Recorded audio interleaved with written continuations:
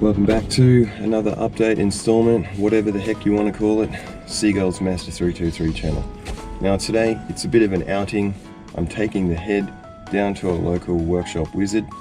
I'll disclose that information a bit later on in the video. And we're going to just test the spare engine head to make sure that it has had no heat damage and it's not warped, so it still shows straight edges, and then look at what will need to be regrind before we start the rebuild of that engine and then getting it into this car.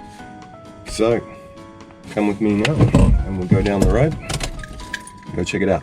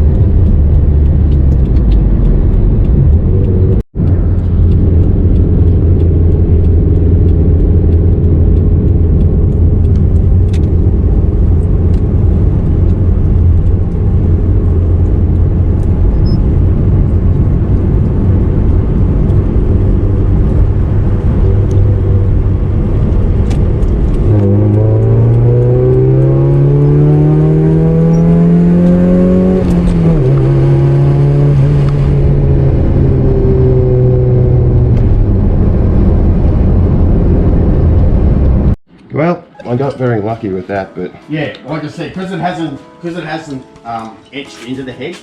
yeah. Oh well, want to make sure because it hasn't etched into it. Yeah. But you can use the light there, and you can see better yourself. Okay. Yeah, you can see it. That's right. Now you watch it. Boom.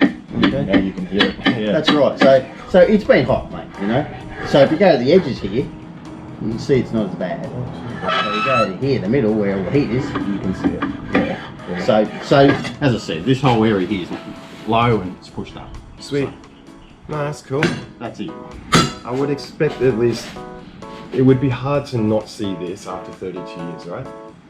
Well, the problem is as I said, this engine's at the wreckers. And why is it there? Reason for it. Why is it there? Is it there because it's been rear-ended and the car got written off and the wreckers go, fucking this?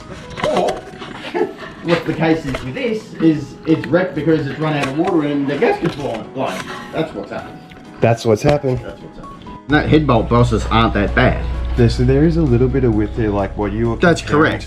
That's right. Like even that one, and the Holden Cruiser, a disaster. Yeah. But yes, so you know, if this was mine, okay, and all the considerations are like the fact that the car's done this amount of miles or all the rest of it, and if I can get another head, well, possibly it might be the best option. But this one here, because it hasn't shown any signs of digging in yet, I may straighten it and reuse it. Yeah, good, okay. Good. So in the old days, we used to straighten it. So we used to have to heat the head back up to the temperature that it bent. Oh, okay.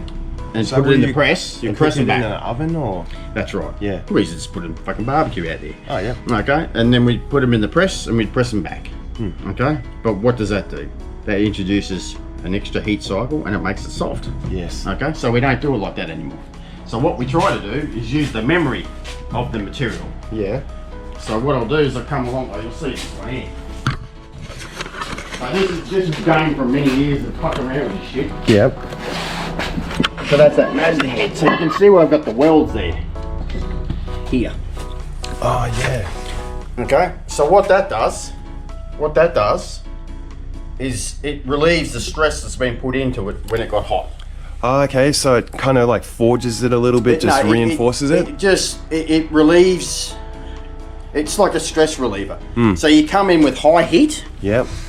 You get a pool of molten metal and you fill it with the rod. Yep. Okay, and that rapid heating and cooling makes the head think that, and it just snaps back because it's got a memory. I got you. So then you do that and it snaps back, and then the tunnel's straight, the top hair's straight, so you don't have oil leaks. But the big thing, obviously the cam tunnels have to be straight. Yeah. But as you witnessed on your head, Yes. okay, this whole area here is low. Okay, Yeah. so when you straighten it, this pushes back up here, so you don't have to take too much material off the face. And that's the secret. Because if you have to take, so if I just faced your head now, which Yeah. is what a lot of the car yards do, because they're cheap as shit, dickheads, Yep. I'd have to machine a hell of a lot off here and there to get this in, because it's low. Rog.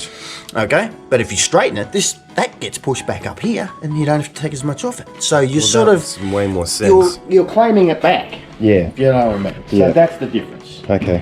So that's a trained, that's a learned skill from doing that, because we never did it that way. Okay. Well, there you have it. That's one of the workshop wizards that I sort of been consulting with. There's another one actually I would like to try and get onto the channel as well. But basically, the news is the engine that I bought as a spare has suffered at some point an overheat, but fortunately it's not as bad as some of the other heads that he has seen. So it is salvageable, it is able to be fixed.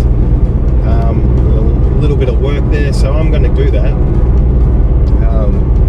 It is getting quite hard to find decent parts for this car, so, and whatever is salvageable is definitely worth fixing as far as I'm concerned. So I'm going to do it. Others may not agree with that sort of point of view, but I'm into that sort of recycling sort of thing, so I'm going to go ahead and have that spare head tidied up and get it fully redressed.